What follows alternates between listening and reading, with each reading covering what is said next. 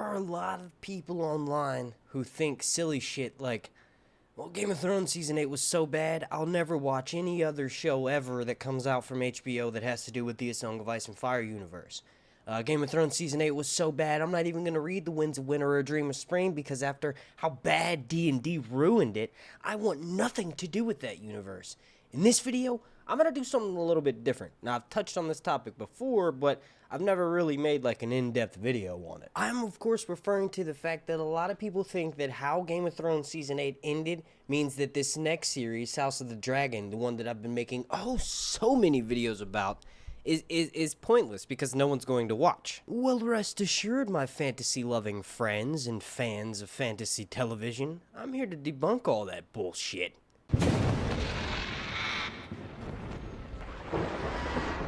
Now, before we get started, please, slap a like on this video as the like goal will in fact be 420 per usual, but also I have a second goal for you.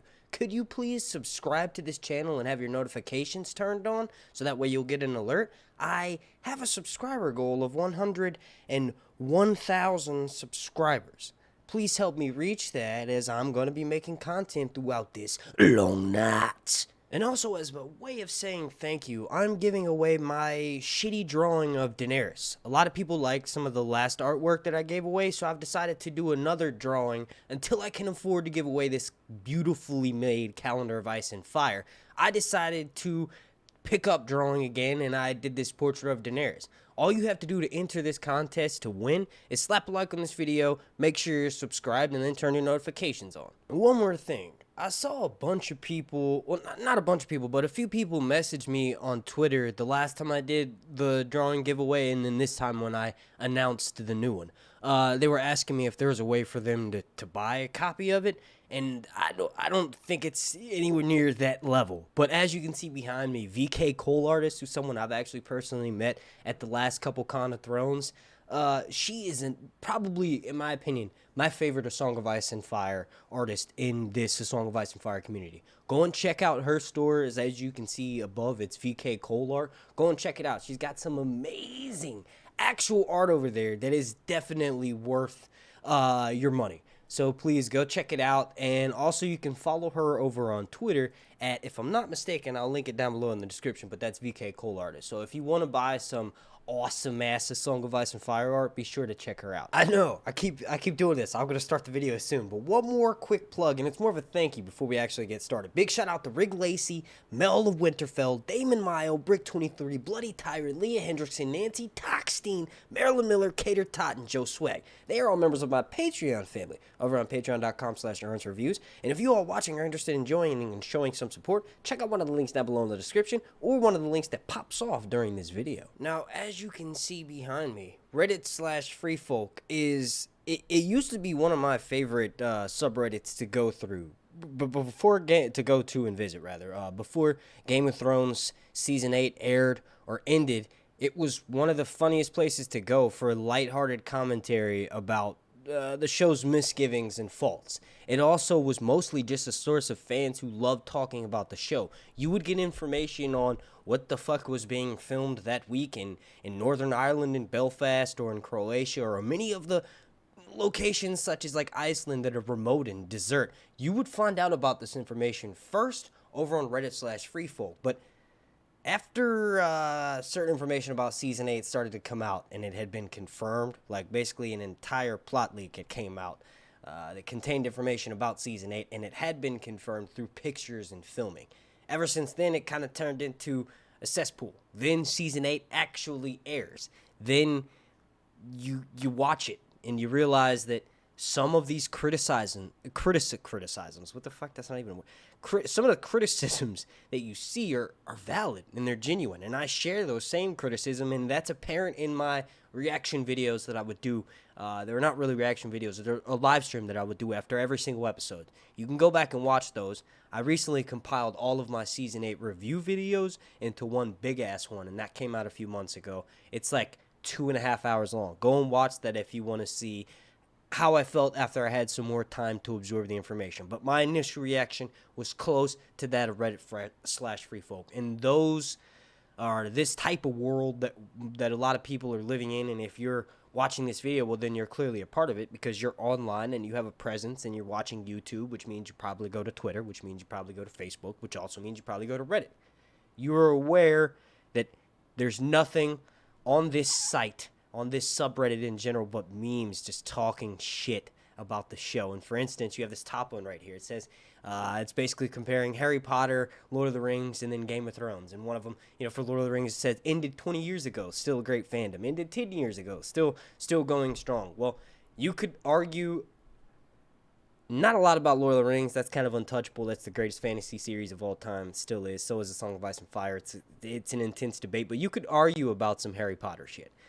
The author has done some controversial things, but the ending is what I don't agree with, and that's what the main point that I'm trying to make here. It says it ended 1 year ago, and no one has, any desire to rewatch, and the fandom is dead. Now, if any of you that go to that site are watching this, and you believe that shit is true, well, listen up. It's not. It's a giant echo chamber. Everything, it seems like, in social media world, whether that be Twitter or Reddit or Facebook or anything, Instagram, if you look at the comments, it's all an echo chamber. Every single fucking person is saying the same thing. And people realize that if you agree with what they say, you will get just as much love and attention as that person that said that blanket statement that could be negotiated and debated until it turns blue. It's crazy, and it's almost disgusting. The problem is that not only are some of those criticisms valid, HBO hasn't really done anything to come out and defend their statements or the way that their show ended, right? So their silence, everyone online seems to think that means they must agree. And D&D not being able to find any work since then is sort of apparent to that. It's another double confirmation. And also the fact that the two of them, Dan and Dave, haven't done any interviews since then, that's yet another confirmation.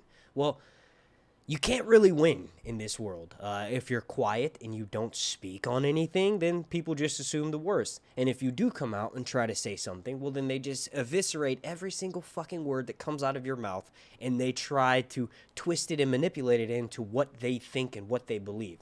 So you can't win. Well, I'm here to let all you silly motherfuckers who want to play and participate in that echo chamber, you're wrong. HBO has made millions of dollars from Game of Thrones. They also know that the amount of awards and success and basically dominating television for almost 10 years means that if they were to not do some sort of spinoff and do it properly in that's set in this universe, well, then they're damn fools. They'll never be able to come up with the show that ever tops the success of Game of Thrones. Just because we haven't seen very much information come out about House of the Dragon, or we haven't seen much production-wise, and that's, of course, because of COVID. But people seem to think that, at least some of the comments that I've read, that's double confirmation that they're afraid to really promote this show, and it may get canceled because of how terrible the backlash was from Season 8. Oh, like I said before, that's not going to happen, and that's not the case. And that sort of brings me to the last point that I want to make. And I think this is kind of hard for me to really say because I feel so fucking guilty about it. We were forced to wait an extremely long time in between seasons, especially in between Season 7 and Season 8. So one of the things I would do is make videos about A Song of Ice and Fire and what's happening in the books, just to sort of better my knowledge about what's going on in the universe so that I could ultimately make better prediction videos to put out. I know that most of my subscribers, I got most of them from talking about the television series. So while the television series was still on, most of my videos focused about that. One of the most popular types of videos that I would do is when I would cover the leaks at the time. And I would listen to those leaks, read them off in videos, and then sort of make up my own theories and discuss whether I thought they were bullshit or not, or maybe if they were to happen, how it would go down and why I think that this is related to this thing, and then talk about a bunch of foreshadowing and all that stuff. And in the process of doing that, I actually got in the habit of mostly talking about in those videos my own personal fan theories. My own theories or just comments that I saw in my videos about what could happen. And in doing so, I had an entire year to do nothing but write and paint a picture in my head of how I thought Season 8 was going to turn out. But one thing I was quoted as saying, and one thing I realized early on, especially with doing YouTube, because you get to, discuss your ideas with everybody who are super fans of the show, and people that watch my videos are doing the same thing I am. They're looking at all the clues, all the context information, all the leaks that we're getting, and they're forming their own theories while we're waiting for the new season to come out. So in doing that, in 2016, when we found out that the final 2 seasons of Game of Thrones were going to be shortened and that we were basically only getting, 13 more episodes of television where we would normally be getting 20 more episodes, we had 2 years. I mean, season 7 came out after that, but we had a while to get used to the fact that no matter how season 8 wrapped the fuck up, it was going to be bad. It was going to be horrible. We knew that the amount of information that went into this show, the amount of massive scale that it hit, the amount of just pure fucking amazingness that came from this show, no matter how it ended, it was going to suck. It would never be good, for the simple fact that they gave themselves 13 episodes to wrap up something that took 60 episodes to get to the fucking point we were at the start of season 7. So we already knew from the get-go that it was going to end that way. We sort of pushed that off to the back burner, and we started to, at least on my channel, myself, I started to put ridiculous expectations on the writers and the showrunners and everybody involved in the series. But I sort of got sidetracked. I always kept that in the back of my mind, that it was still going to suck no matter what, because they're just not giving themselves enough time to wrap it up. But also that they could literally, Dan and Dave could literally have Dragon shitting on screen for 15 minutes and we would still watch, because no matter what they did, it would still be amazing. And that's still valid. Season 8, regardless of all the hate that it got, was fucking amazing. When you look at all the other options and all the other ways they could have gone to end it in the last 6 episodes, it could have been a lot worse. They went on the side of, let's make it look amazing. We know that since George gets a little bit of blame for this, since we were not given a full guideline to how to end this series, we're going to have to fucking wing it. And instead of making it have ridiculous plots that don't go anywhere and stretching out what little bit of information we do know about how it's going to end, instead of doing that, let's just make it look fucking amazing. That's one of the things this show has been so famous for. This is my opinion of what their mentality was in doing this. They were thinking, let's make it look awesome, so at least that's one thing that we know we can get down. And that's part of the reason of why we had to wait so long to see the series. But I guess what I'm getting at here is that I blame myself for putting too high expectations and also contributing. I mean, I got 20 million views on this channel, and a lot of that, I think, helped influence, at least online, the people that are the most vocal about it into painting this ridiculous picture that they could never wrap it up. Even though we knew that, it's like we're being ignorant of the fact that, we knew it was going to end a certain way. Now, to wrap this video up and to bring it back full circle, because this is not a traditional theory video or leaked information video on House of the Dragon, it's just more like a stream of consciousness. The main thing I'm saying here is that no, Game of Thrones Season 8, the way it ended, did not ruin the hype train for House of the Dragon. I guarantee you that all the people that are the most vocal about not having any sort of interest in the Game of Thrones spin-off series, House of the Dragon, are going to be some of the first ones who watch the trailer when it drops 100 times, or who start analyzing the cast once that information gets confirmed. My voice is starting to annoy me, so I'm going to get the fuck out of here. I want to thank you all so much for watching. If you could please slap a like on this video. The like goal is, in fact, 420.